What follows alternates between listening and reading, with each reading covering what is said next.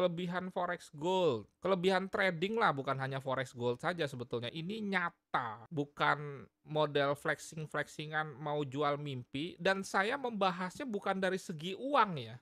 Kalau kebanyakan orang menyampaikan kelebihan forex gold itu kan tujuannya untuk orang masuk ke bisnis itu bukan murni edukasi, dan kedua, dia melakukan flexing sehingga arahnya kelebihan forex gold itu lebih ditonjolkan dari sisi uang atau materi. Dapat uang banyak, betul nggak?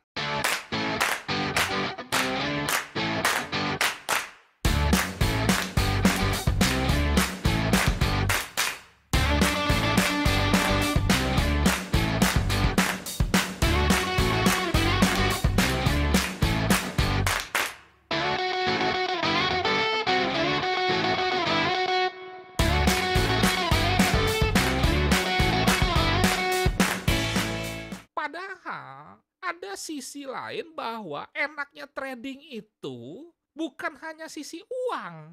Nah, inilah kelebihan trading. Ada nggak bisnis yang tidak perlu cari pembeli atau klien? Kebanyakan kan perlu cari, dan malah salah satu tantangan terbesar di dalam berbisnis di sektor real adalah cari pembeli atau klien. Mau dagang online pun emang nggak ada saingan. Memang nggak cari pembeli.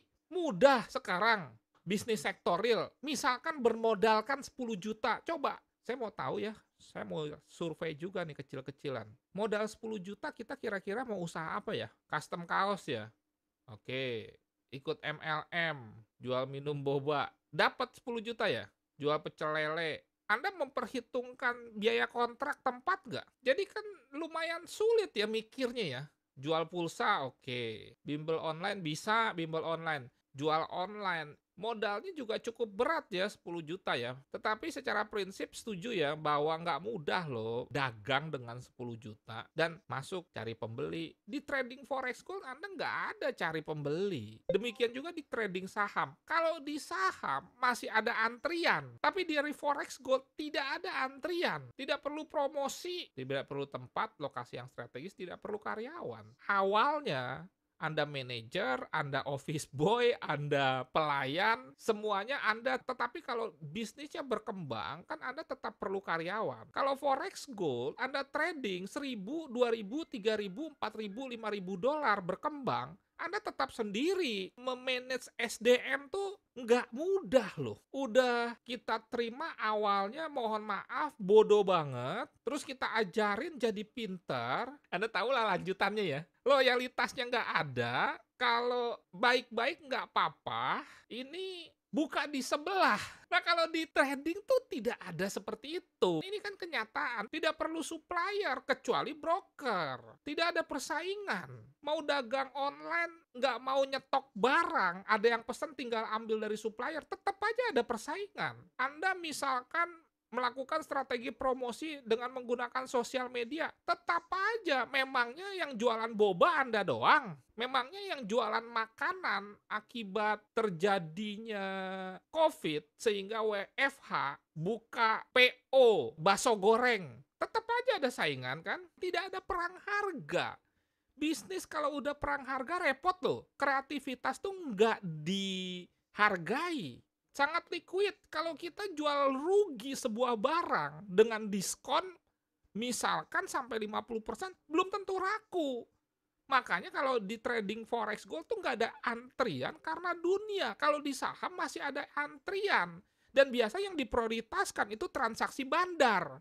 Makanya sering terjadi misalkan harga udah ke 8.000, tapi order kita nggak nutup loh. Kenapa? Karena begitu 8.000 dia turun lagi jadi 7.950, tapi order-order yang 8.000-nya bandar kelepas. Semuanya 24 jam. Bahkan kripto 7 kali 24 jam. Kalau saham kan sesuai dengan office hour lah dan 5 hari. Kalau forex gold 24 jam kali 5 hari. Sangat fair. Sebetulnya bisnis forex gold itu sangat fair. Artinya gini loh.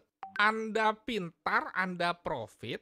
Anda tidak pintar, Anda tidak profit. Simple. Pengertian pintar di sini bukan cuma analisa teknikal, tetapi kecerdasan finansial, kecerdasan emosi, bukan cuma IQ tapi juga EQ, SQ.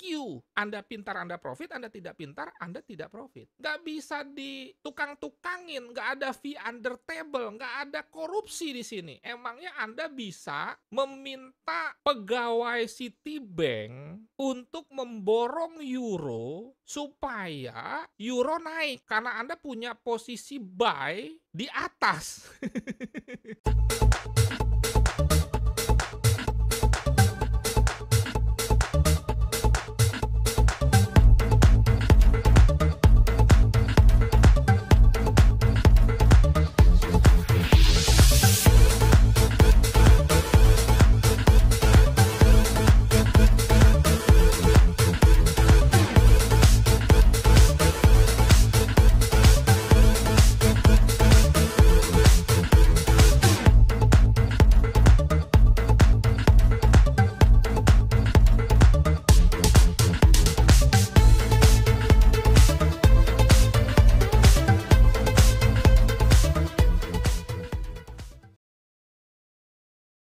Sementara di bisnis sektoril masih bisa kan, makanya ada fee under table, makanya ada korupsi. Jadi di sini penjelasan saya berbeda dengan yang lain, yang di mana menonjolkan kelebihan forex gold itu dari sisi uang, flexing, gara-gara forex gold nih gue bisa beli mobil, gue bisa jalan-jalan keliling dunia, wah gaya, nanti dia foto lah di depan BMW, dia bilang ini hasil dari trading, padahal di endorse, atau dia sewa. Anda pernah dengar kan apa yang disampaikan oleh Profesor Renald Kasali di China, di Chungko sana, ada yang menyewakan mobil mewah untuk flexing, termasuk film yang lagi heboh itu Tinder apa, saya lupa tuh di Netflix. Jadi jangankan di Indonesia, memang di negara-negara barat aja masih banyak korban-korban seperti itu. Apalagi di negara kita yang cenderung melihat penampilan. Tidak ada komplain dari klien. Jangan lupa kalau ada dagang, ada resiko komplain. Tidak perlu sogok muyok. Jadi saya mau membawa Anda, trading itu enaknya bukan cuma lihat duitnya doang. Ini terakhir kita misalkan sudah usia-usia 40, 50, kita mesti persiapkan income kita nanti waktu umur 60, 65 dari mana? Dipersiapkan dari sekarang. Jangan masuk dunia forex gold gara-gara terpaksa atau iseng-iseng. Di-prepare gitu loh. 5 tahun sebelumnya. Bukan cuma setengah tahun loh. Ekstrim, 5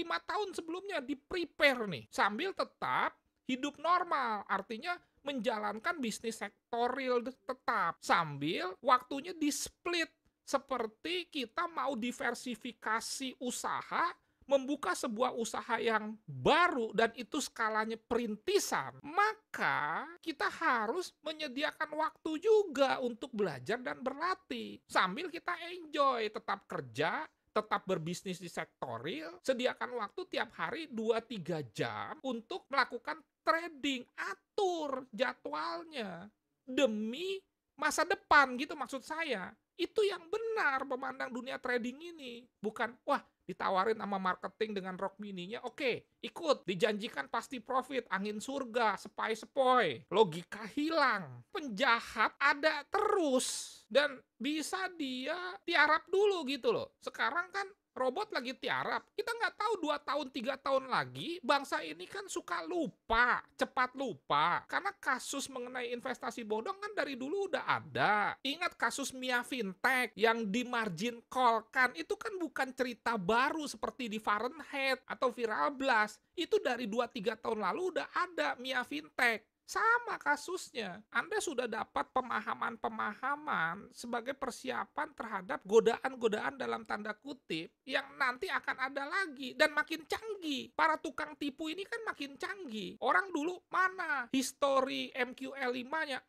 Ada MQL5-nya sekarang. Tetap aja bodong. Jadi bukan di situ aspek utamanya, tapi kembali lagi di kita. Harusnya patokannya adalah di tingkat pemahaman kita. Ini masuk akal nggak? Lu mau ada portfolio, sekalipun kalau nggak masuk akal, apalagi ada semacam hati kecil yang bicara, nih kayaknya nggak bener nih. Kita ngitung aja logika. Kalau dia bisa profit 30% sebulan umpamanya, berarti kan setahun anggaplah 300%. Pinjam aja dana dari bank. Bunga bank berapa? 8%. Ini 300%. Masa nggak berani? Itu kan logikanya mestinya begitu. Ngapain dia nawar-nawarin? Kira-kira yang rasional berapa, Coach? Ya 30% setahun. Puji Tuhan, bonus kalau bisa 50%. Tapi ya kira-kira tuh dasarnya apa? Dasarnya adalah para profesional fund manager yang mengelola reksadana. Jangan sampai menganggap yang namanya profesional itu bisa profit 200%, 300% setahun. Bohong. Itu gambler bukan profesional. Dan kalaupun dia melakukan itu, pasti dia dari profit. Karena kalau kita dagang dari profit, kadang-kadang kan lebih agresif.